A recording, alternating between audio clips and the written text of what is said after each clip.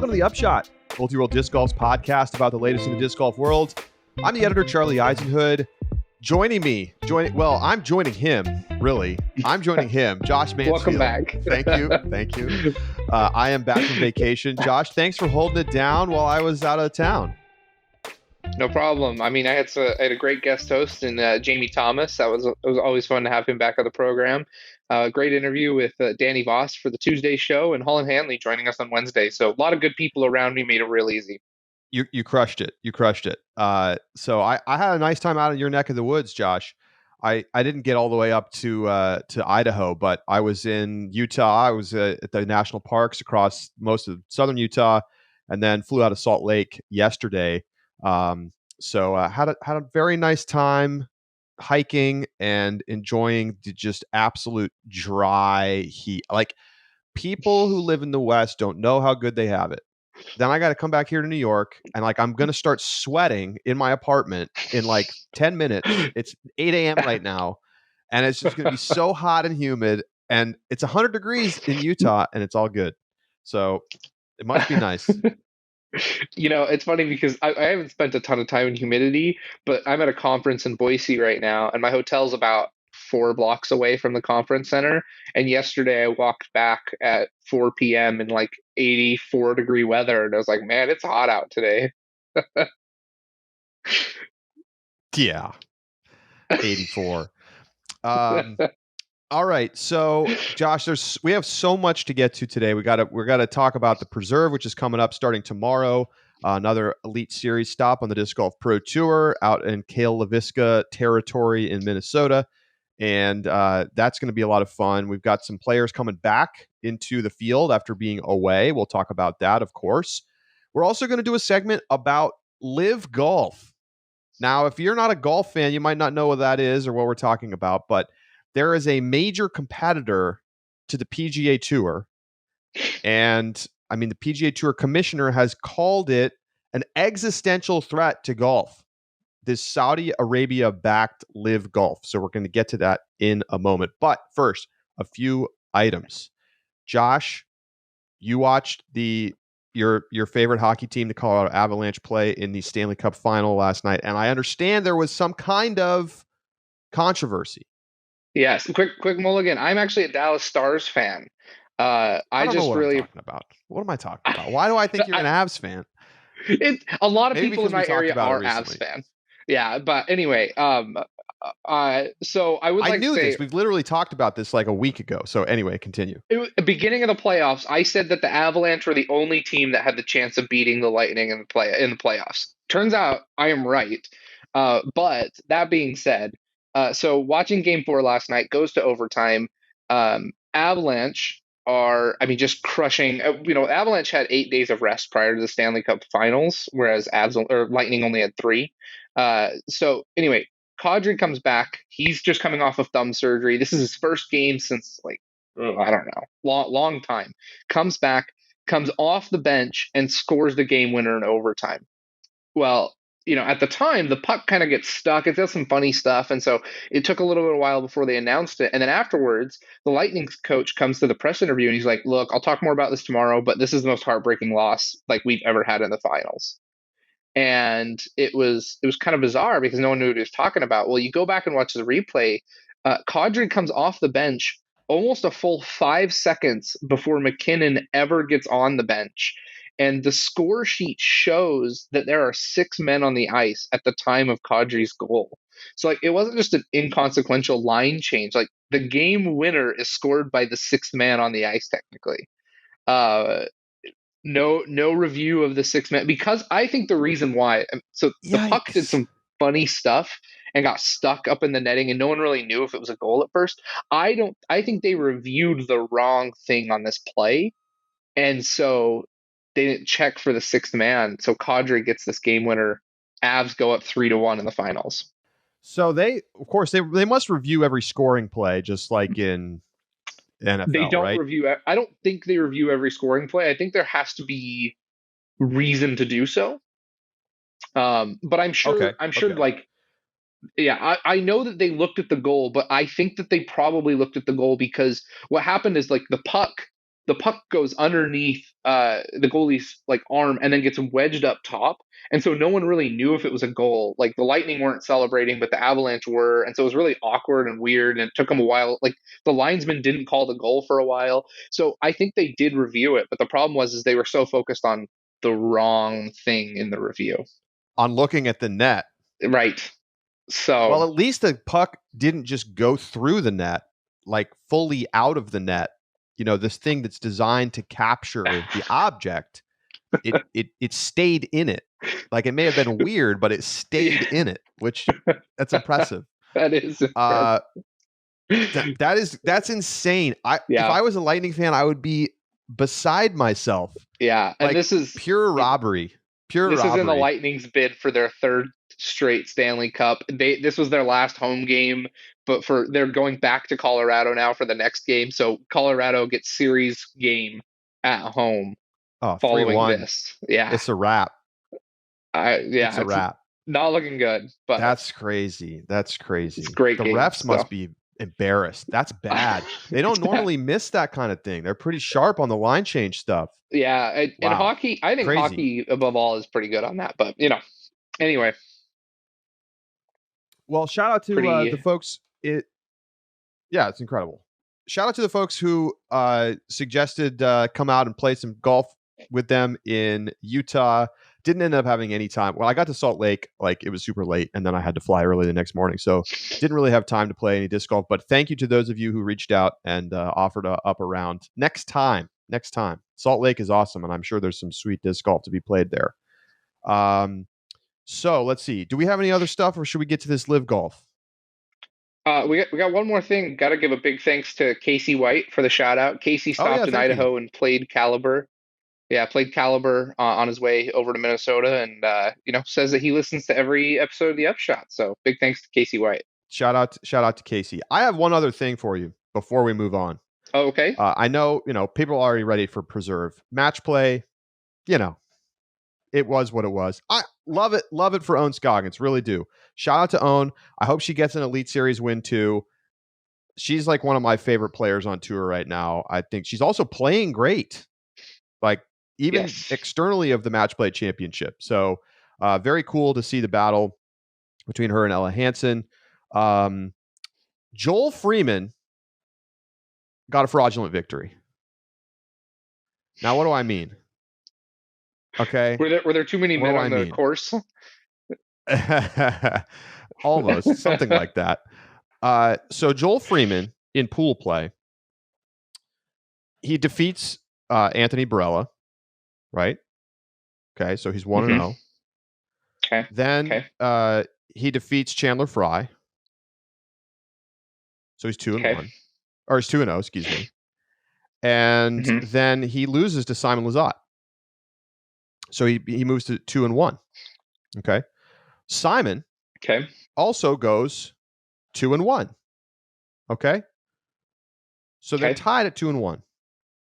Joel Freeman, and a mulligan has to be taken here, Josh, because I believe you said on the show that he advanced on hole differential. They had the same hole differential. He advanced on seeding. Yeah. Correct. So by the rules that the Pro Tour set up, he advanced as per the rules. They had the same hole differential.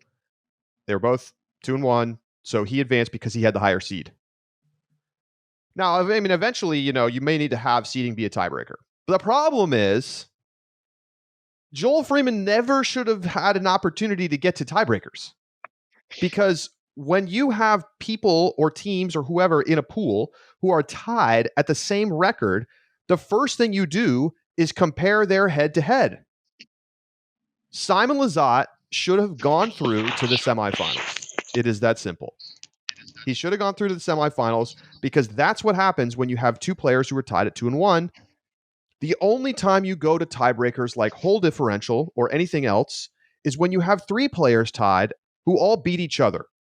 And that happens, right? You could have three players go 2-1, one player go 0-3, and then you would have this three-way tiebreaker where you have to do that. But when you just have two players tied, obviously the player who beat the other player should go on to the next round. Please, next time get this right, Pro Tour. Simon Lizotte, maybe he would have won the match play championship. We can never know. But if World Cup does it this way, any tournament anywhere that has pool play does it this way. And so, I mean, congrats to Joel Freeman. Don't get me wrong. He's been playing great all season, and I'm not surprised to see him win. But he got through because of poor design of the pool play. Okay. Yeah, you're right. But I think right. a fraudulent victory. Okay, tell me how I'm wrong. So, well, I wanted to get your attention, Josh. You got my attention. Look, I completely agree. Right, this is not the way pool play is supposed to work. It was done wrong. But I think of it kind of in the same world of Ilkin Gra, the U.S. amateur winner, with his step putt. Right, like if his card's not going to call it, and the rules are written in that way,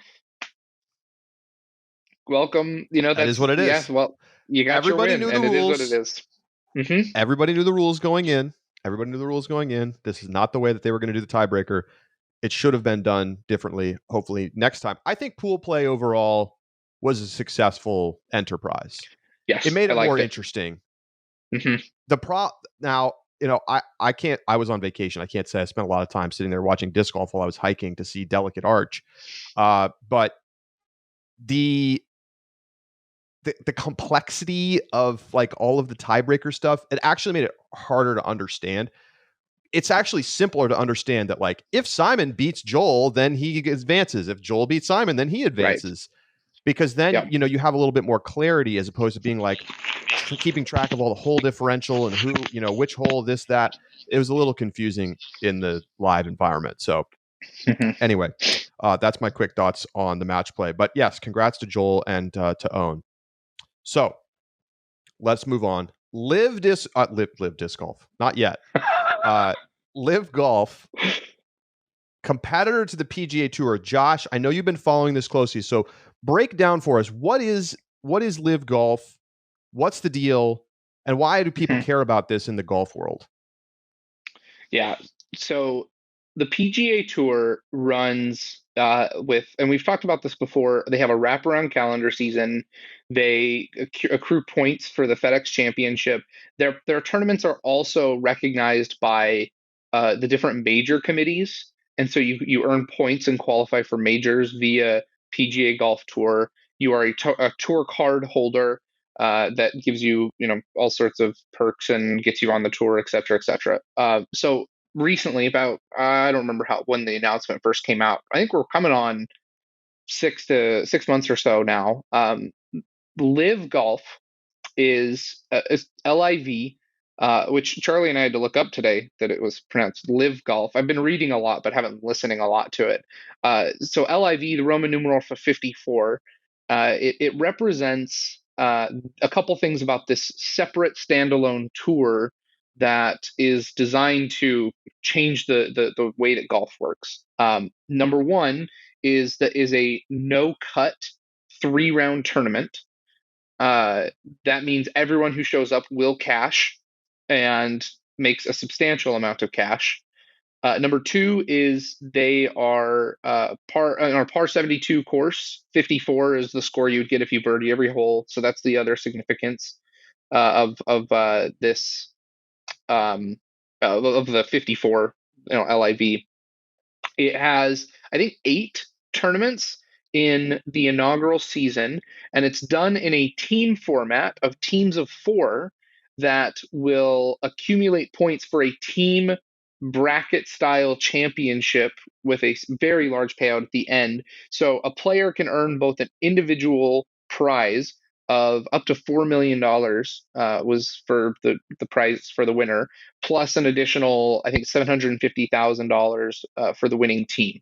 So the recent winner, Charles, I don't remember his last name, former Masters winner, I really should remember it, but won $4.750 million.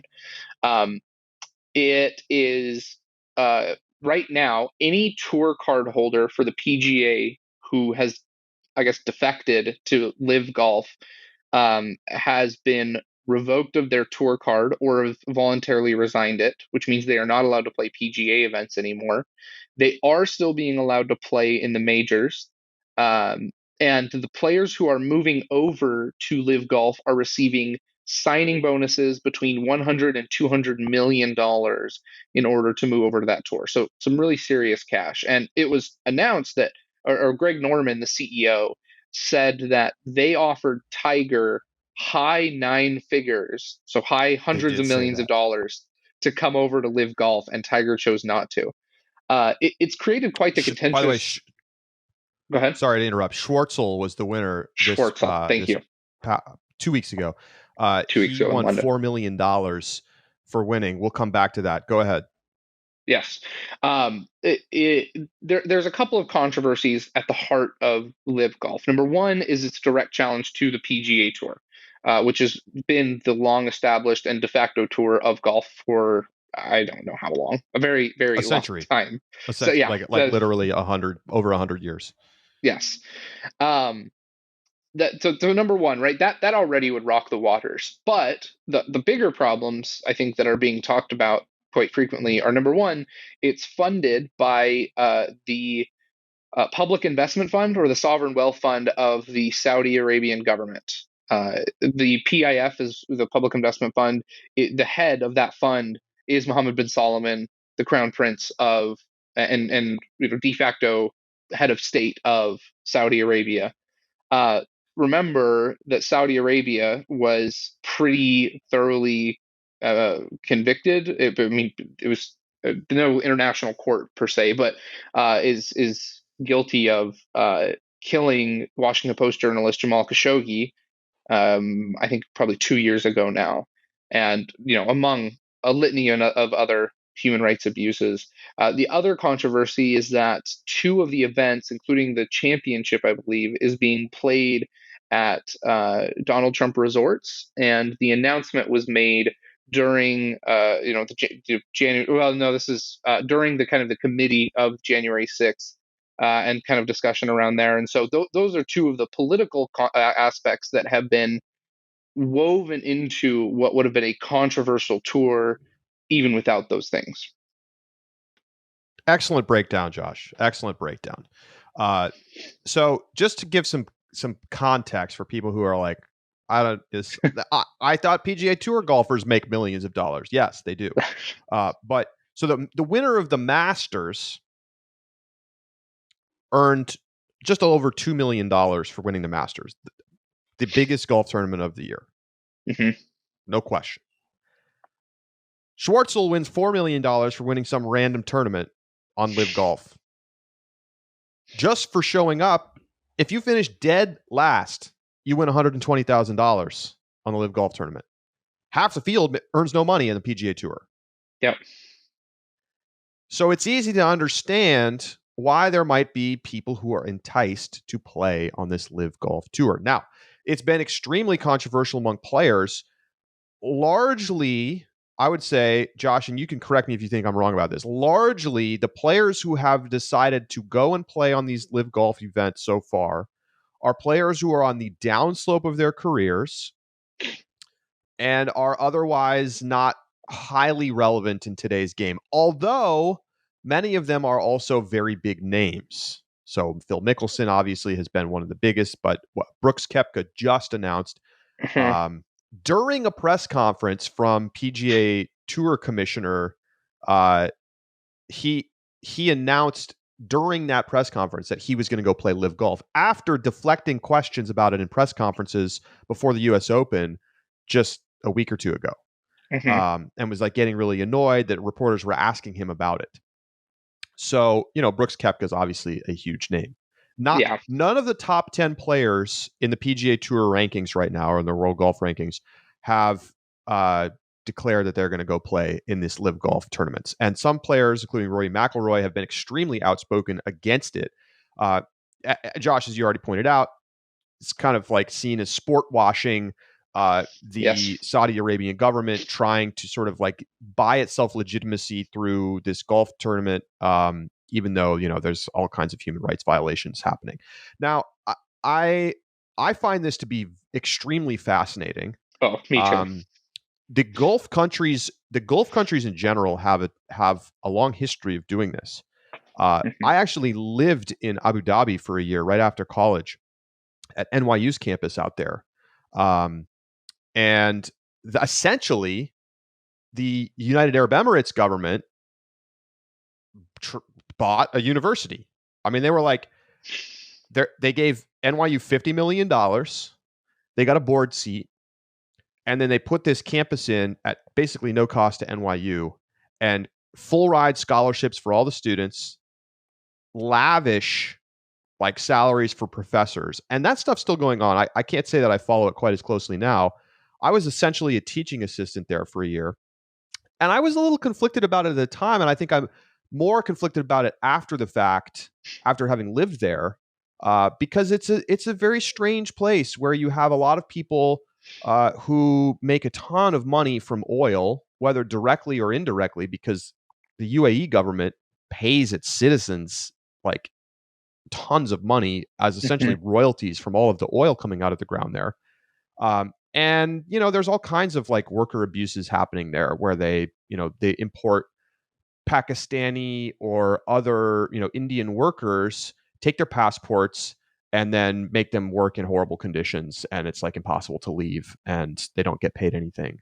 And like you could really see the disparity living there. I mean, this was 10 years ago now, 15 years ago for me. So um, but it was eye opening, certainly, and I think it was the same kind of thing. The UAE also has a Guggenheim Museum, and they have the Louvre, UAE. Now I don't know what the status of all these projects is now, because I think there's been a lot of hesitance more recently about these kinds of projects. But the same thing, this is it's kind of obviously the same thing going on here. But on the other hand, from a business perspective, this is fascinating because a lot of golfers feel that they are not properly compensated for the value that they bring to the PGA Tour, and to the golf universe, I guess, because they feel like they just by showing up to an event are bringing in millions, maybe billions in TV dollars, and half the time they don't even see a penny of that money. So appearance fees is kind of a popular thing, and there's like been dissent amongst PGA Tour golfers about this. Now, why are we talking about this? Of course, like this is not a golf program, um, but I think that there's like there's some seeds of interest here for disc golf, because you're seeing the disc golf pro tour. I mean, in a way, the disc golf pro tour outcompeted the PDGA and the national tour by coming in, starting to pay more money out and professionalizing events more.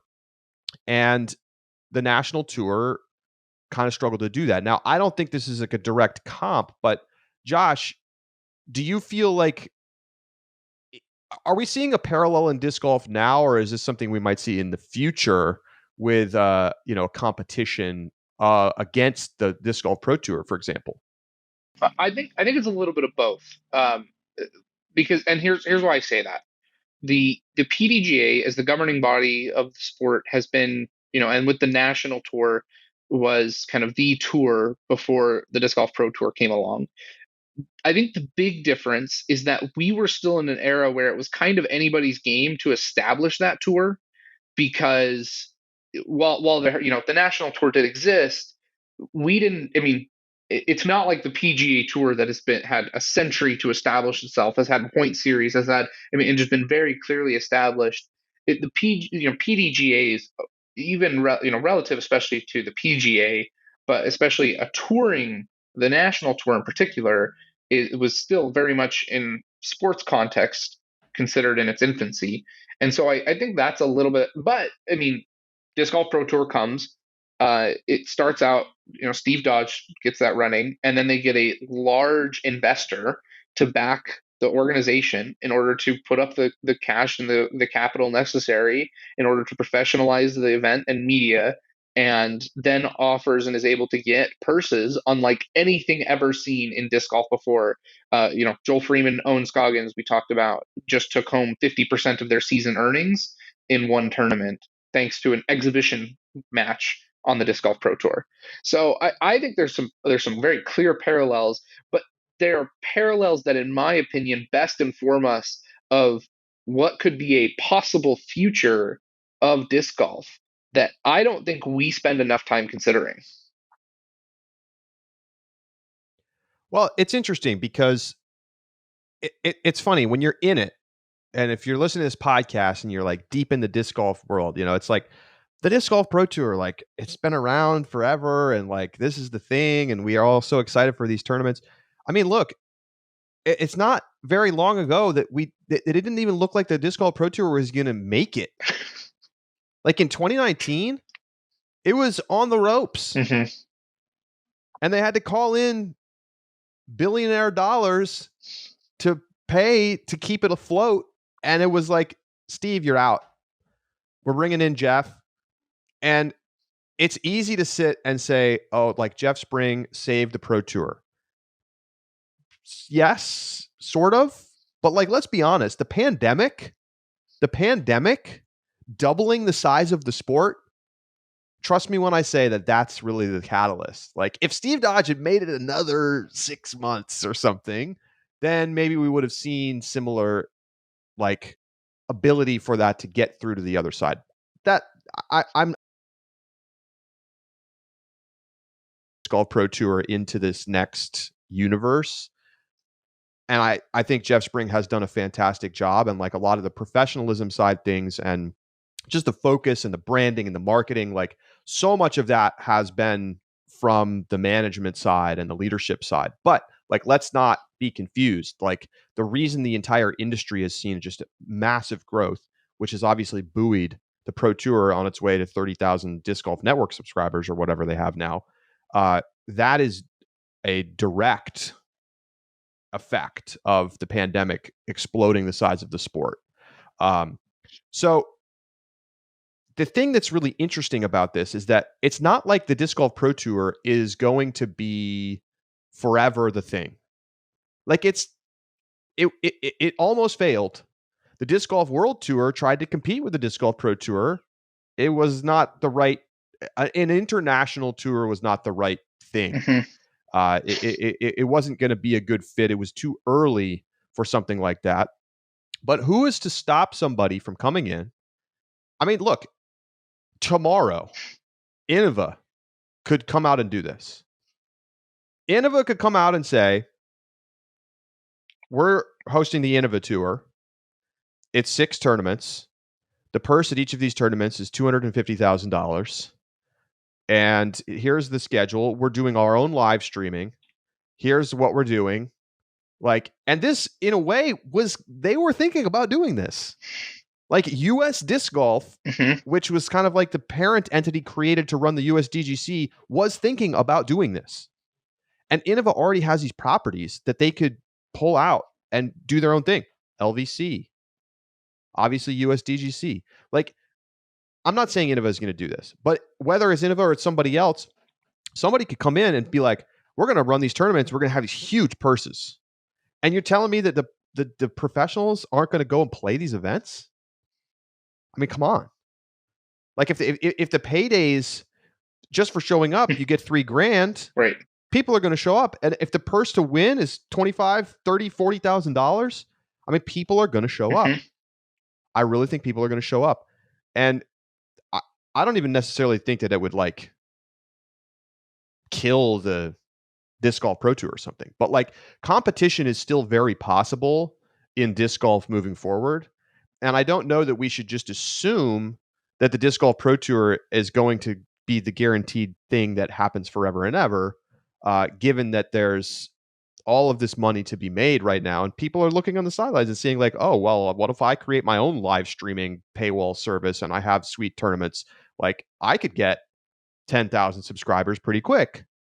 Yes, you could. So it's very interesting to see the potential, especially as disc golf is still very much in its growth infancy stage. And, the Disc Golf Pro Tour as a modern thing is 2 years old. It's 2 years old. Yeah, I think that disc golf relies a lot and too much even on the a rising tide lifts all boats philosophy right now, because we look at the pro tour and we say anything that builds the professional side of the game brings up disc manufacturers, it brings up professionals, it brings up the pro tour, it brings up the PDGA, it brings up other media companies, the list goes on. And so we see that as well, let's hope everybody succeeds. But what I think we forget is that none of these companies do it out of the goodness of their hearts, right? It may have at one point in some iteration started this because they love the sport of disc golf, and they probably still do it because they love the sport of disc golf. But let's not forget, these are private companies whose goal is to make money. And if you can bet that if the Saudis believe that there was good money to be made in disc golf, that they would use this as an opportunity. And here's why I say that. And you laugh, but I'm sure everyone is like, "Oh, come on, this is so far-fetched." A little bit, but Saudi Arabia, or no, it was United Arab Emirates, just offered Ubisoft, the parent company who hosts the esport Rainbow Six Siege, a 7-figure contract to host their next major out of the UAE. And the only reason it's not happening is because one of the commentators for the sport is a trans woman, and the community was outraged because she came forward and was like, I cannot legally be in the UAE. Like, are you telling me that we should host a major in a place that I cannot travel to because I legally am not allowed at this place? I think esports are a very diverse community, and so that was an issue that I think, and the number of the amount of dollars we're talking about is not even close to comparable to LIV Golf. But let's be very frank that if a billionaire that isn't associated with Pro Tour, but like you said, Innova, or if just someone else saw an opportunity in disc golf to make a lot of money by hosting the tour, I think they would do it in a heartbeat. Yeah, it's going to be fascinating to see like what happens with disc golf, because I mean, obviously the Pro Tour is doing a great job and they have a big first mover advantage, but it's, at the end of the day, it's like still, if some big money person wants to come in and have fat purses for tournaments, like they're going to attract professional players. Yes. Particularly, I mean, it could be a similar story where like maybe the top elite players who don't really rely on tournament earnings for their salaries anyway, like maybe you wouldn't convince them if people thought it was like a bad thing to do, kind of like LIV Golf. A lot of people feel like it's a bad thing to, sort of reward Saudi Arabia for just throwing money at this. But I think all of the like middle and lower class professionals are going to be like, well, like, why would I go to this Pro Tour event when I could go to this other event and make guaranteed at least 3 times as much money? It's pretty interesting situation. So I don't know what's going to happen. I don't think anybody really knows what's going to happen. Like, I would not be surprised to see more players defect to LIV Golf, given that, they're able to make hundreds of millions of dollars and like guarantee a lifetime amount of money that will pass on wealth for generations to your family. And if like you're not a top 10 player for whom like winning the Masters is a realistic thing and having that kind of legacy in golf is a realistic thing, you might take advantage of that opportunity. And can you really blame people for doing that? It's an interesting situation. So we want to hear your thoughts on this. Upshot at ultiworld.com is the way to get in touch. I'm sure we'll touch on this in a future mailbag as it relates to disc golf. All right, we're going to take a quick break. When we come back, we're talking preserve as we get ready for the next DGPT stop this season. We'll be right back.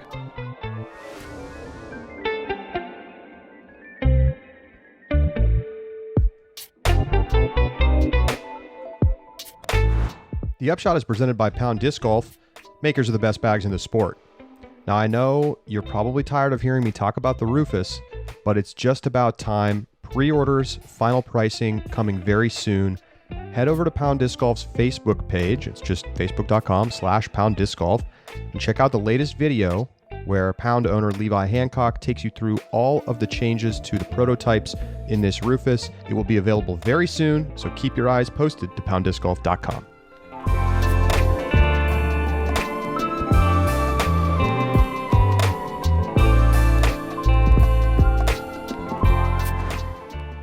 Welcome back to the Upshot. The Preserve Championship is happening in Minnesota this weekend. It's become a favorite of pro players, and we've got a really strong field coming out this weekend for 3 rounds in Minnesota at Cale LaVisca's Airborne Preserve. Josh, do you like this tournament? I'm curious for your take. This is it's kind of a different feel. It's not really a golf coursey type course, but it is open, bomber, and sort of freewheeling in a way that a lot of other courses don't seem to offer on tour. It's kind of hard because the Preserve was introduced in 2020 as a replacement for a lot of other tournaments that were canceled during the pandemic. And so at that point, we were all just excited to have golf back.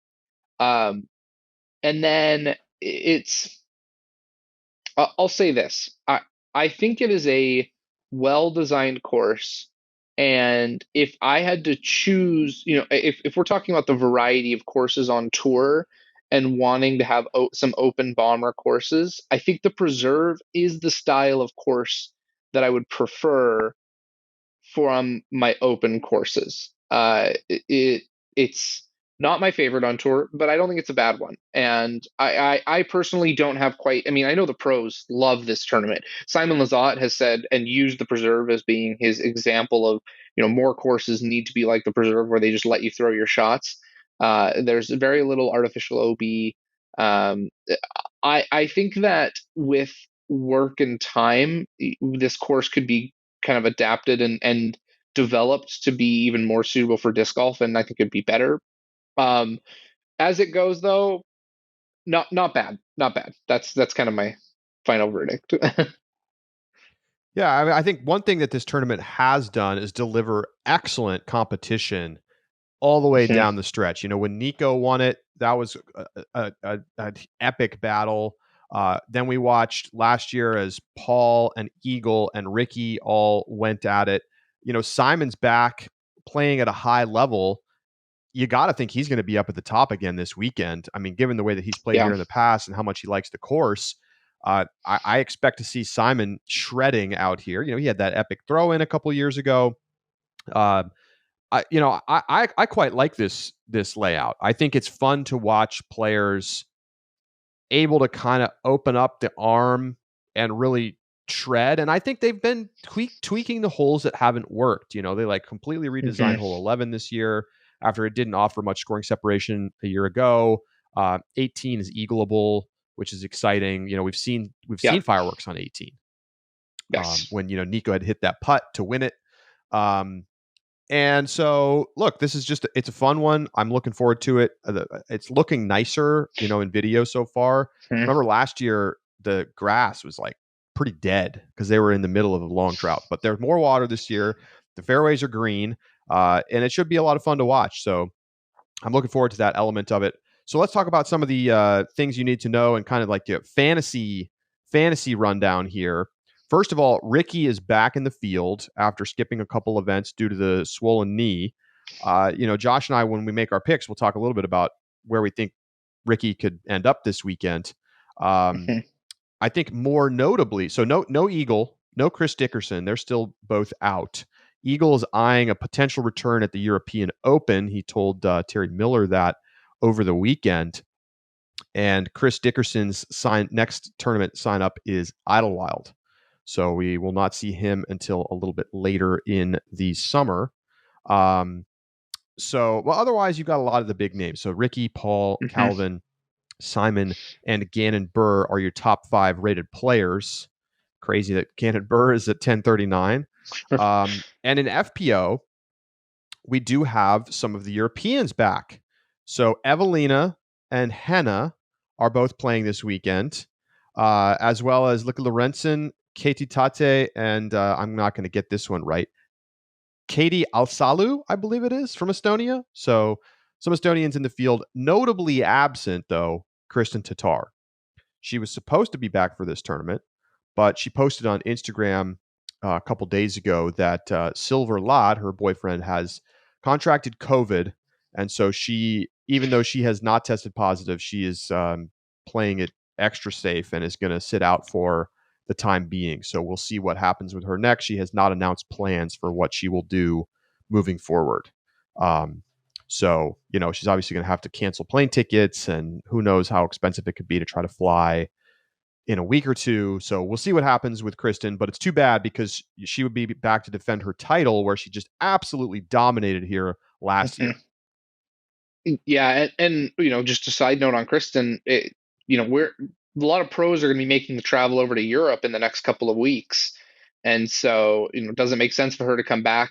Can she even make the U.S. Women's Championship with enough practice time? And then if she gets back, is she turning around 2 weeks later? It's a really unfortunate situation for Kristen, and I definitely sympathize with that.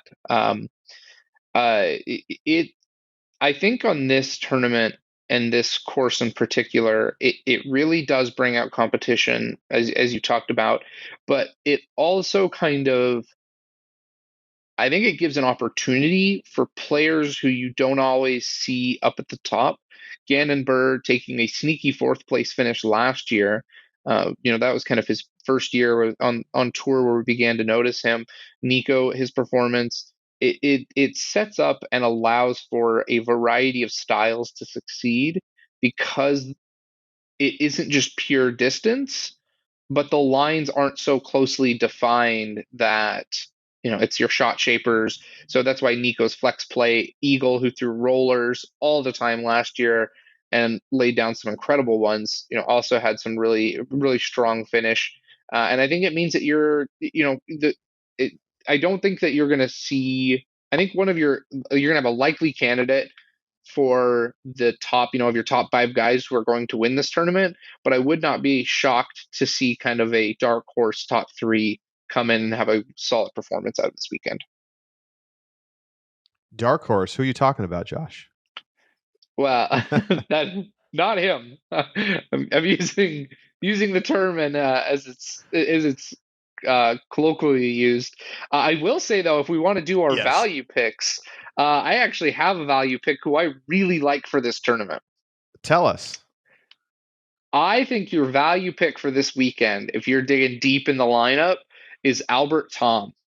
He's coming off a 5th place finish at Portland, a 6th place finish at Beaver State Fling.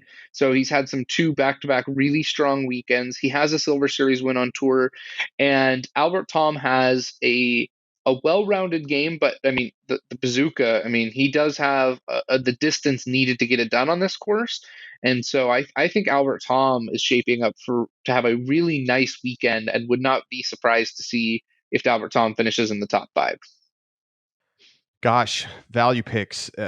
This is tricky. I think if I'm looking for one, like somebody who would have been a value pick like 6 months ago is Gannon Buhr, but he's not anymore. His rating's too high. Somebody like Anthony Barella's not playing this weekend. He would have been a good candidate. I think that Casey White's not a bad option. Okay. He finished 17th here last year. I'm kind of like taking a look at last year's results.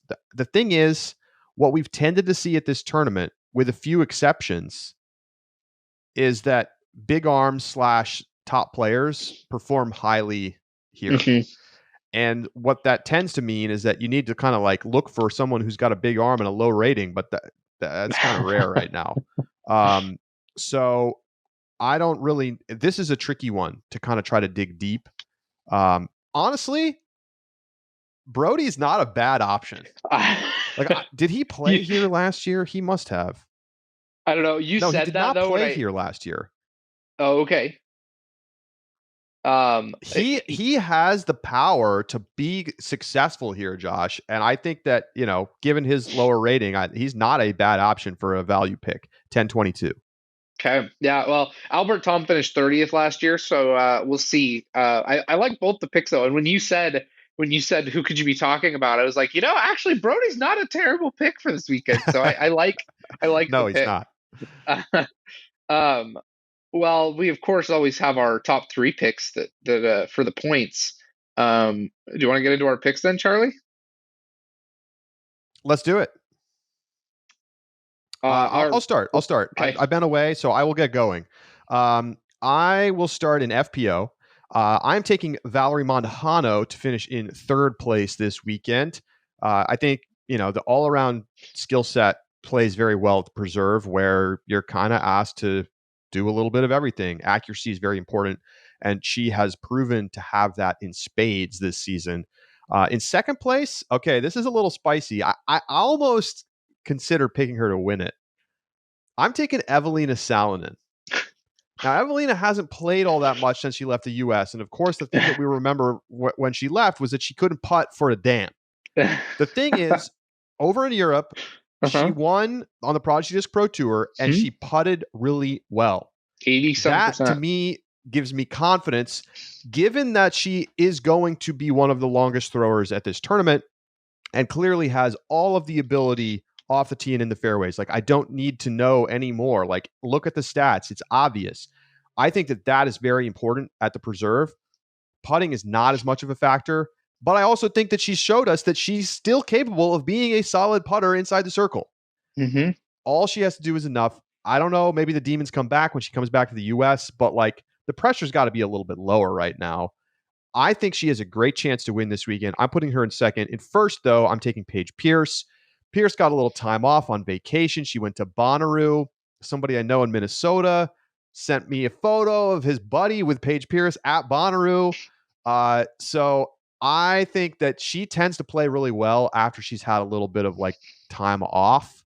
And this course sets up so amazingly for her game. I think she's got a great chance to take it down this weekend. The lack of punishing OB is also just huge for Paige's game. So I've got Paige taking it down. Ella Hansen remains a really good option though, as like a value pick as well. In third place, I have Katrina Allen. Talking distance, talking putting, not quite as important. And despite having, can I just say really quick? Sure. Katrina kind of needs to win a tournament again soon. Like, I'm starting to get to the point where I'm like, wait a minute, like Katrina's just not playing that well anymore. Like, she's having great rounds, but like after that amazing start to the season, she's really cooled off, Josh. So I like to pick for sure. I think this is a great course for her, but I'm feeling a little skeptical. It's why I left her out of my top three. No, and that's a fair skepticism, but I think that Katrina's and here's just a fun fact. She's still number one in the Disc Golf Pro Tour standings. So she's still having a good enough season. I mean, third at Portland, second at Beaver State. So, but what I will say is the lack of punishing OB. Katrina has had kind of a Macbeth problem on a smaller scale, where she'll have a couple really great rounds and just one really lackluster round, and that's what's keeping her out of contention. And so I think a lack of punishing OB comboed with a course that favors and does give a lot of reward to distance may be the opportunity for a Katrina bounce back. So that's why I've got her in third place this weekend. In second place, Owen Scoggins. Owen can win anywhere. She can win at Goat Hill. She can win in Bailey, Colorado. She is so cool and playing so well right now. Look, you're gonna see this in my picks. I'm writing some players who are playing hot right now, and I think Owen is showing us that she's still a contender. And will be a contender week in and week out. So Owen's in my second place, but I also, Charlie, Paige Pierce, first place. You hit every reason that I've done so, I'm picking Paige to take the win as well. I do not have Evelina in my top three, but it does bring me to our over under before we get over to our MPO picks. All right, go. So I had my number set, and then I heard you say that you were taking Evelina, and I changed my number a little bit because I want to see if I can get a couple extra percentage points out of this, or if you're gonna, chicken out and kind of split your bets here. Over under 50% C1X putting from Evelina. Her season average is 41% right God, 41%. I now. uh I am taking the over. I am optimistic. For my Perfect. picks to work out, I'm going to need her to go over 50% C1X, I think. I think you're right. I had it closer to her average, Here's and the then you said danger. you Let were me tell you what the danger. We're on a little delay today. Sorry. Josh's yeah. hotel internet isn't great. Hotel internet. Here's the danger. The danger is that Evelina gets a bunch of birdies where she parks it and she taps it in, and it doesn't count towards C1X. And she has like 3 putts around from C1X, and she makes 1 of 3. And I lose this bet, even though she's playing really well. There's nothing I can do about that. I'm still going to take the over, but I think that's a realistic risk for my bet here. I I agree with you. But I once I heard you were taking her, I decided I was going to push that number up and take my advantage. So, little gamesmanship going on here. All right, to the MPO uh, picks, here we go. I am going to go ahead and take Ricky in third place. Now, I think it's foolish to take Ricky to win this weekend. I don't think that you can count on him being back to the level that is going to be required to win at this course. Who knows? Like, he could have his knee swell right back up on him after one round. Like, he hasn't played a tournament round in a while. Like, it's stressful on the body. So I'm a little concerned about that still, but we've already seen him play through it and play well through it. So I think third is very realistic given his abilities and what he showed us at the Black Bear course in the past. So I'm taking Ricky in third. In second place, I am taking Simon Lizotte. Talk about a hot hand. This dude is up on absolute fire right now. Fire.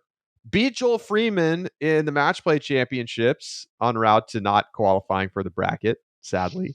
But I mean, look, I don't know what more you need to see. He loves this course. He's played here great in the past, and he's on fire right now. What, like, he could win. He could win going away. It's possible. But I'm going to put him in second place. I'm going a little spicy this week, Josh.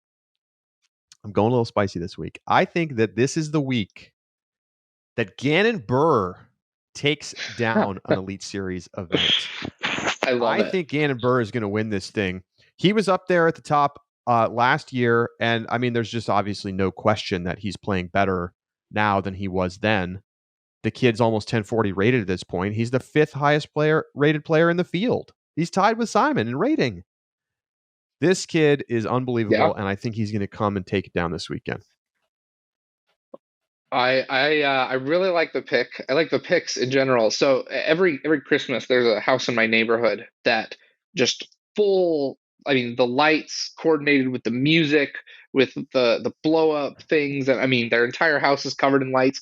And every year their neighbor just puts up a string of lights on the door and then a light up sign that says "Ditto" pointing at their neighbor's house. It's my favorite Christmas lights of the year, and I did not know. Charlie and I did not know each other's picks going into this, and I'm going to put ditto for my third and second place. I've got Ricky taking third and Simon taking second place. A lot of the same reasons. Ricky won this last year, defending title, played well here in the past. It says he's full health, but I'm not trusting him to go above third. I said I was taking people who are playing hot. Simon's playing hot, and I'm loving him here with the course that he loves. I know I'm just repeating everything that Charlie said. Picks are the same for second and third place. I do have a different winner, though. I am going to take Calvin Heimberg. I think the break is going to do him well. He is our leader in the Pro Tour standings right now. And while he's got the win at Jonesboro, he has had a second place. He's coming off of a really bad Beaver State Fling and a not great Portland. I think the Terrible. Preserve is a different. Terrible. Yeah. Terrible. Yeah, really, really, really bad. I think I think that this is a change of scenery. We're off the West Coast. We're looking at something different now, and it's going to be the opportunity for Calvin to turn it around. And I think it was a good break for him. I really, Beaver State Fling, I'm thinking was an injury related issue, and that's why he didn't play the match play championships. But a well rested Calvin is one that I am feeling really confident about this weekend. So I've got Calvin to take down the dub. We know what's going to happen now. Macbeth is going to win this tournament because we are disrespecting him. He was in Montenegro doing Macbeth Foundation things. Mm-hmm. It's cool. It's very cool. I am skeptical that he's going to be able to play his best disc golf given the travel and the focus on other things. But let's see what happens. He's in the field, folks. He's in the field. Not on our top threes. So there you go. We've got our over-under in. We've got our picks in. We appreciate you tuning in. And we got a major next week. Don't forget about that. U.S. Women's Championship, Madison, Wisconsin, coming up in a week's time. I'm going to be out in Bend, Oregon, calling the action on the Disc Golf Network. So looking forward to that. Maybe we'll get a chance to talk with some folks about the U.S. Women's Championship next week. But that is going to do it for our show today. Enjoy the Preserve, everybody. All the typical places on YouTube and DGN to follow the action. And we'll be back with you on Tuesday to break it all down. And of course, if you're an Ulti-World Disc Golf subscriber for less than $4 a month, you're going to get access to our subscriber-only bonus live rapid react segment following the Preserve on Sunday. So we hope you'll join us for that in our Discord. And the best disc golf conversation anywhere in the Ulti-World Disc Golf Discord. So become a subscriber today. discgolf.ultiworld.com/subscribe. For Josh Mansfield, I'm Charlie Eisenhood saying thanks for holding it down for me, Josh. And I'm glad to be back from vacation and talk to you next week right here on the Upshot.